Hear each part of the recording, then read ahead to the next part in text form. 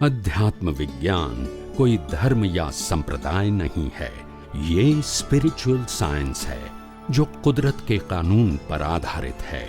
ये विज्ञान पूरे ब्रह्मांड के सभी रहस्यों को उजागर करता है और जीवन के सभी पहलुओं को समझने के लिए एक नई दृष्टि देता है। इसी को आर्ट ऑफ विजन कहते हैं, दुनिया को देखने की एक नई दृष्टि, जो अध्यात्म विज्ञानी परम पूज्य स्वामी श्री कमलेशानंद जी के निर्देशन में सनातन सत्य का अनुसंधान कर हमारे जीवन को प्रकाशित करे। जय सच्चिदानंद। ભારતવર્ષના ઇતિહાસની અંદર સમય સમય અનેક મહાન પુરુષોએ આ ભારત ભૂમિ ઉપર જન્મ લઈ અનેક જીવોના ઉદ્ધાર અને કલ્યાણ માટે ઉત્તમ નિમિત્ત બન્યા છે અનેક મહાન પુરુષો।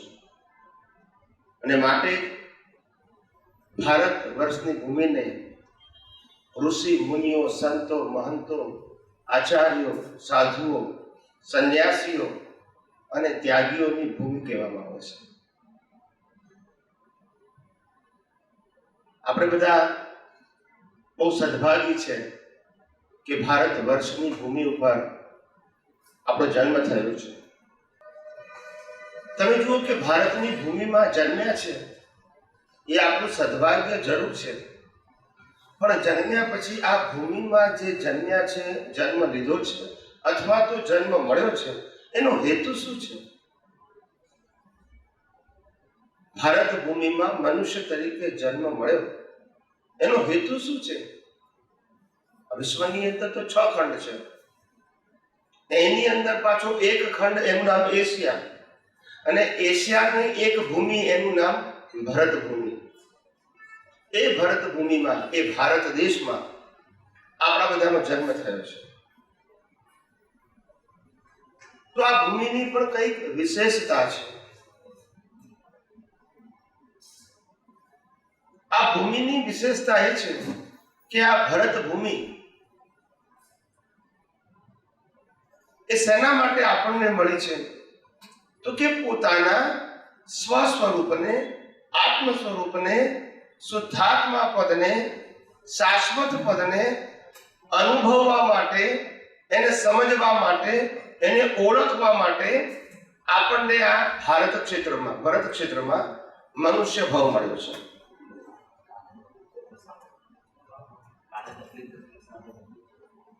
આ મનુષ્ય ભાવ આપણને મળ્યો તો ખરો, પણ શું આપણે એ મનુષ્ય ભાવને સાર્થક કરી શક્યા છે? પ્રશ્ન એ છે।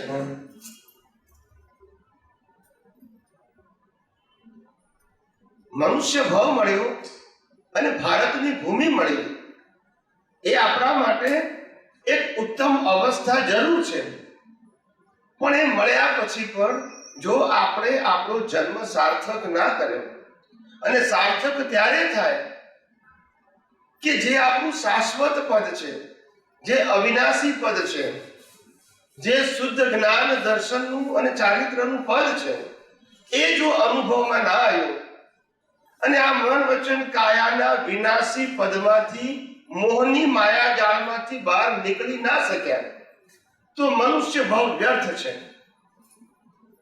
કેવો છે? વ્યર્થ છે। એટલે આ મનુષ્ય ભાવ આપણું પોતાનું શાશ્વત પદ કે જેનું નામ શુદ્ધાત્મા છે, હિન્દુસ્તાનના દરેક ધર્મો જેને આત્મા કહે છે, એને અનુભવવા માટે છે। પણ આપણે અનાદિકાળથી, કદાચ કેટલાય અવતારથી આપણને બધાને એટલું તો ખબર છે, ડેવલપ જીવો હોવાને કારણે, કે હું શરીર છું અને શરીરની સાથે શરીરથી જુદો એવો આત્મા પણ છું। આ જ્ઞાન તો આપણને છે, જન્મજાત છે। કેવું છે? એવું નથી કે જન્મ્યા પછી પ્રાપ્ત થયું છે, લઈને આવેલા છે. હિન્દુસ્તાનની અંદર જન્મેલો જીવ હું આત્મા છું, કર્મનો સિદ્ધાંત અને પુનર્જન્મનો સિદ્ધાંત માને જ છે. ભલે એને એક્સપ્લેન ના કરી શકે. શું ના કરી શકે? પણ માને તો છે, કારણ કે એ સંસ્કાર ગળથુથીમાં મળ્યા છે. કેવા મળ્યા છે? એટલે જ્ઞાન હંમેશા નવું નથી હોતું. જ્ઞાન રામ દ્વારા મળ્યું હોય, કૃષ્ણ દ્વારા મળ્યું હોય, મહાવીર દ્વારા મળ્યું હોય, કે કોઈ પણ યોગી દ્વારા મળ્યું હોય, જ્ઞાની પુરુષો દ્વારા મળ્યું હોય, જ્ઞાન નવું નથી હોતું. જ્ઞાનની રજૂઆત નવી હોય છે. શું નવું હોય છે? રજૂઆત નવી હોય છે. જૈનોની અંદર 24 તીર્થંકરો છે. 24 તીર્થંકરોને કેવળ જ્ઞાન થયું.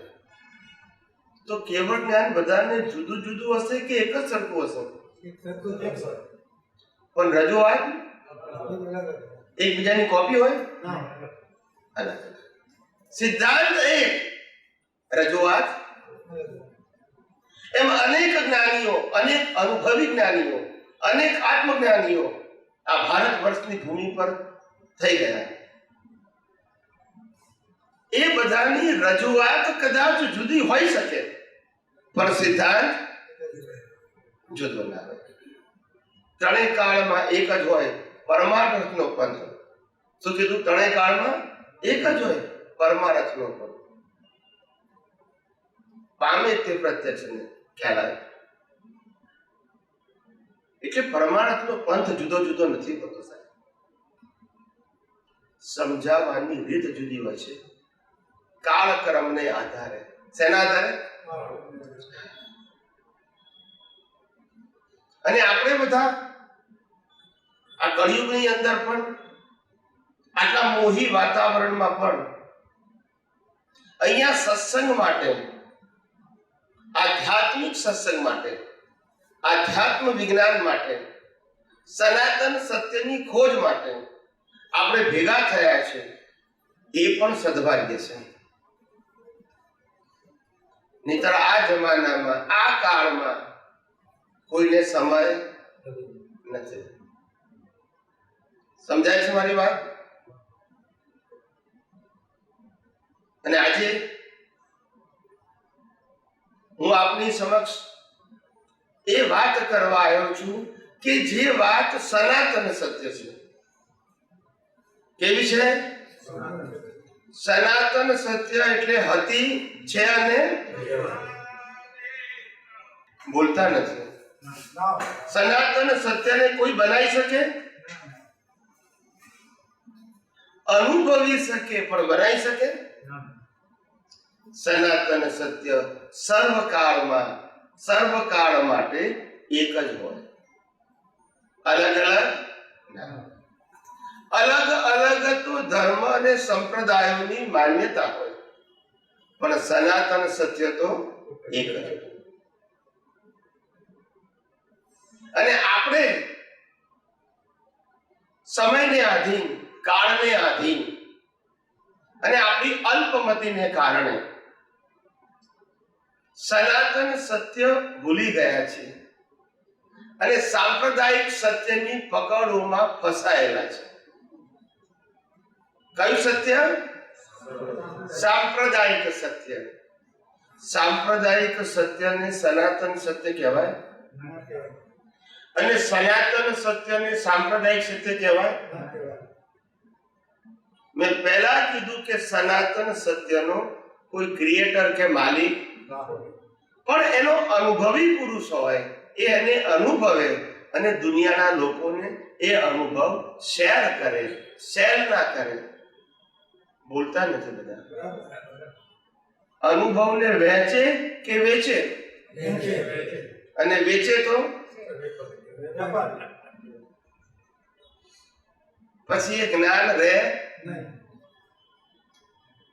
એવા સનાતન સત્યની આપણે વાત કરવા માટે, સમજવા માટે ભેગા થયા છે. જે હતું છે અને આપણે શરૂઆત કરીએ.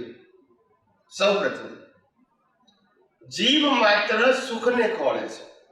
શેને ખોળે છે? જીવ માત્ર. પ્રત્યેક જીવ સુખને ખોળે છે. કોઈને દુઃખ પસંદ, કોઈને પસંદ નથી.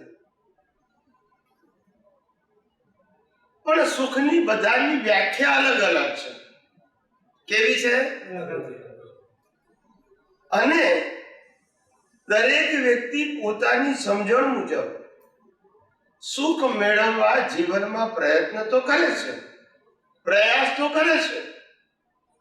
પણ કોઈ વ્યક્તિ એવું નથી આપણે સમાજમાં જોયું કે સુખી થઈને કરે. બોલતા નથી બધા.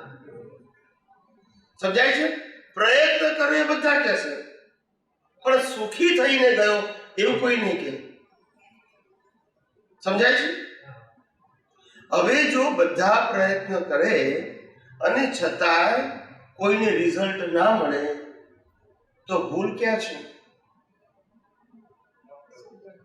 નહીં, આપણામાં એવું નથી કહેતો, આપણામાં તો સામાન્ય, પણ ભૂલ ક્યાં સમજવી આપણે? પ્રયત્ન બધા કરે છે અને પોતપોતાની સમજણ મુજબ. કોઈ ભૌતિક વસ્તુમાં સુખ રાખે, માને છે. કોઈ સામાજિક કાર્યોમાં સુખ માને છે. કોઈ ધાર્મિક ક્રિયામાં સુખ માને છે. કોઈ ભક્તિ અને પૂજા પાઠમાં સુખ માને છે. કોઈ ભગવાનની ભક્તિમાં, કોઈ ગુરુની ભક્તિમાં સુખ માને છે. બધાની માન્યતા કેવી છે? અલગ અલગ છે. અલગ અલગ માન્યતા છે એ આપણને પ્રશ્ન નથી. પ્રશ્ન એ છે કે અંતે એ સનાતન સુખ લઈને જાય છે કે નહીં, એ આપણો પ્રશ્ન છે. એની રીત કઈ છે એ આપણો પ્રશ્ન નથી. રિઝલ્ટ આવવું, અને રિઝલ્ટ નથી આવતું તો ભૂલ છે. શું કીધું? રિઝલ્ટ નથી આવતું તો ભૂલ છે. આપણે માનીએ કે સમજાય છે? હું પરીક્ષા આપવા ગયો અને 1 મહિના પછી પરીક્ષાનું રિઝલ્ટ આવ્યું. હવે રિઝલ્ટમાં હું ફેલ થયો એટલે મારી ભૂલ છે એ નક્કી. હું માનું કે ના માનું? બોલતા નથી. હું ના માનું તો ભૂલ છે કે નહીં? એમ મેં આખા જીવનમાં મારી સમજણ મુજબ સુખ મેળવવા પ્રયત્ન કર્યો, એનો આપણને પ્રશ્ન નથી. પણ રિઝલ્ટ શું આવ્યું ત્યાં આપણો પ્રશ્ન છે. અને જો રિઝલ્ટ નથી આવ્યું તો તમારી સમજણ સાચી નથી. આટલું સ્વીકારવું પડે સાહેબ, કે નહીં? પ્રશ્ન રીતનો નથી, રિઝલ્ટનો છે. અને રિઝલ્ટ નથી આવતું કારણ કે આપણી પાસે સાચી રીત જ નથી. સમજાય છે? સાચી રીત નથી. એ તમને સ્ટેપ બાય સ્ટેપ બધું સમજાવીશ સમયની મર્યાદાને આધારે. આપણે બધા સુખ ખોળીએ છીએ. શેમાં ખોળીએ છીએ? કેટલાક વ્યક્તિઓ ખાવામાં સુખ ખોળે છે. કેટલાક કપડામાં, સારા કપડા પહેરવામાં સુખ ખોળે છે. કેટલાક પૈસામાં સુખ ખોળે છે. કેટલાક સંપત્તિમાં સુખ ખોળે છે. કેટલાક સાધનોમાં સુખ ખોળે છે. કેટલાક સંબંધોમાં સુખ ખોળે છે. સમજાય છે? કેટલાક સામાજિક સેવા કરવામાં સુખ ખોળે છે. કેટલાક લોકો ધાર્મિક ક્રિયા કરવામાં સુખ ખોળે છે. ત્યારે કુદરત કહે છે તમે જેમાં સુખ ખોળો છો એમાં છે કે નહીં એ તો તપાસ કરો. ના સમજાયું?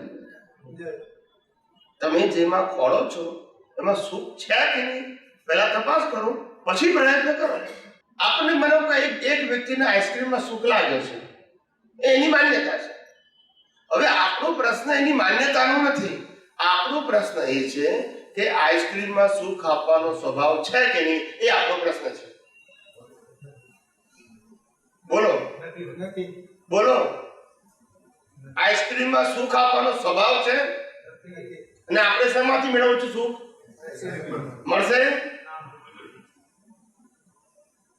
મને સારા કપડા પહેરવામાં સુખ લાગે છે, બરાબર છે, એ મારી માન્યતા છે. પ્રશ્ન એ છે, કપડામાં સુખ આપવાનો સ્વભાવ છે? બોલતા નથી. તો મને મળશે? લક્ષ્મીમાં મને સુખ લાગે છે, એ મારી માન્યતા છે.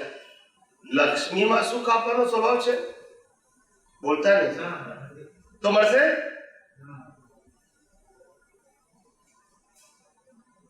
હું સમાજની સેવા કરું છું, બરાબર છે?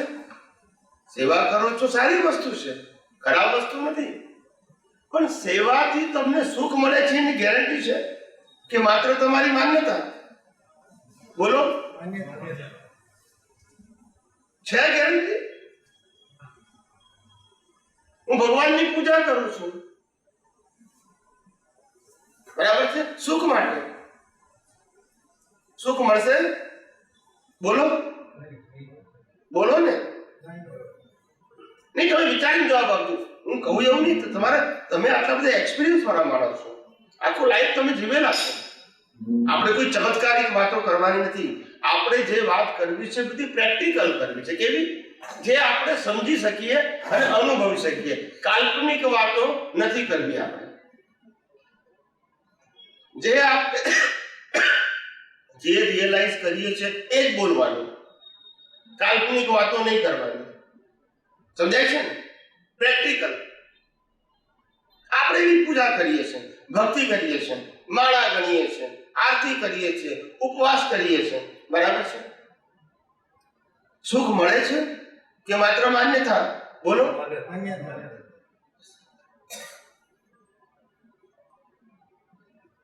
કેટલાક કે છે આ ધર્મને ફોલો કરીએ તો સુખ મળશે. સનાતન સત્ય છે. કેટલાક કે છે આ ભગવાનની પૂજા કરીશું, માનીશું તો આપણને સુખ મળશે. સનાતન સત્ય છે. કેટલાક કે છે આ ગુરુની ભક્તિ કરીશું, સુખ મળશે. સનાતન સત્ય છે. વ્યક્તિગત માન્યતાઓ છે. કેવી છે? અને મેં પહેલા કીધું, આપણે જે વાત કરવી છે એ સનાતન સત્યની કરવી છે. પહેલા મેં કીધું તું નતું કીધું? મારી બધી વાતો શેના ઉપર હશે? સાંપ્રદાયિક સત્ય, વ્યક્તિગત સત્ય, વ્યક્તિગત વ્યૂ પોઈન્ટ, એની આપણે વાત કરવી નથી. કોઈનું કોઈ પણ હોઈ શકે. આપણે સનાતન સત્યની અનુભૂતિ કરવી છે, સનાતન સુખની અનુભૂતિ કરવી છે, શાશ્વત સુખની અનુભૂતિ કરવી છે, શાશ્વત પદની અનુભૂતિ કરવી છે. આપણે ટેમ્પરરી કે માન્યતાના સુખની અનુભૂતિ કરવી, બરાબર છે? તો આ જગતમાં એવી કઈ વસ્તુ છે? મારો પ્રશ્ન બિલકુલ ધ્યાનથી સાંભળજો. આ જગતમાં એવી કઈ વસ્તુ છે કે જે આપણે આ 5 જ્ઞાનેન્દ્રિયોથી અનુભવીએ છીએ? બરાબર સાંભળજો. આ જગતમાં એવી કઈ વસ્તુ છે કે જે આપણે 5 જ્ઞાનેન્દ્રિયોથી અનુભવીએ છીએ અને એમાં સુખ આપવાનો સ્વભાવ હોય એવો એક દાખલો આપો. પ્રશ્ન બધાને ખબર પડ્યો કે ના પડી? ખબર પડી કે ના પડી? જે આપણે 5 જ્ઞાનેન્દ્રિયોથી અનુભવીએ છીએ આ જગતની વસ્તુઓ, એમાંથી એક એક્ઝામ્પલ આપું કે આનો સ્વભાવ સુખ આપવાનો છે.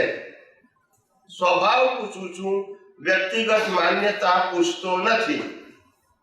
તમારે આટલા વર્ષો પછી અનુભવથી જવાબ આપવાનો છે. પૈસાનો સ્વભાવ સુખ આપવાનો નથી, પૈસાનો. મારો પ્રશ્ન ક્લિયર સાંભળજો. હું સ્વભાવ કહું છું, માન્યતા નથી પૂછતો. પૈસા કમાવામાં, પૈસા મેળવવામાં સુખ આપવાનો સ્વભાવ નથી તો કઈ રીતે દુઃખ આપવાનો સ્વભાવ છે? દુઃખ ના, એ આપણે પછી કહીશું. પહેલા મને આપણે બધાએ જોઈએ છે સુખ, બરાબર છે? તો જેમાં ખોડી એમાં સુખ હોવું તો જોઈએ કે નહીં? મને તો સુખ લાગે છે ને. એટલે આપણે વ્યક્તિગત માન્યતાની વાત કરતા હોવું જોઈએ. હોવું જોઈએ એટલે શું? એનો દાખલો આપો એટલે તમારા કેટલા બધાની માન્યતા ક્લિયર થઈ જાય. દાખલા તરીકે સુગરનો ટુકડો. શું કીધું? સુગરનો ટુકડો. અહીંયા બધાને એક એક પીસ આપી દઉં અને પછી પ્રશ્ન પૂછું કે તમને શું અનુભવ થયો, તો બધા શું કહેશે? એ બધાને અલગ અલગ થશે કે એક જ પ્રકારનું? બોલો ને. કારણ કે ઘરપણ કોનો સ્વભાવ છે? કે મારી માન્યતાનો. બોલતા નથી. સુગરનો સ્વભાવ છે કે મારી માન્યતાનો? એમ આ દુનિયામાં એક પણ વસ્તુ એવી બતાવો 5 ઇન્દ્રિયોથી અનુભવો છો જેનો સ્વભાવ સુખ આપવાનો હોય. હું સ્વભાવ પૂછું છું, ફેરથી માન્યતા પૂછતો નથી.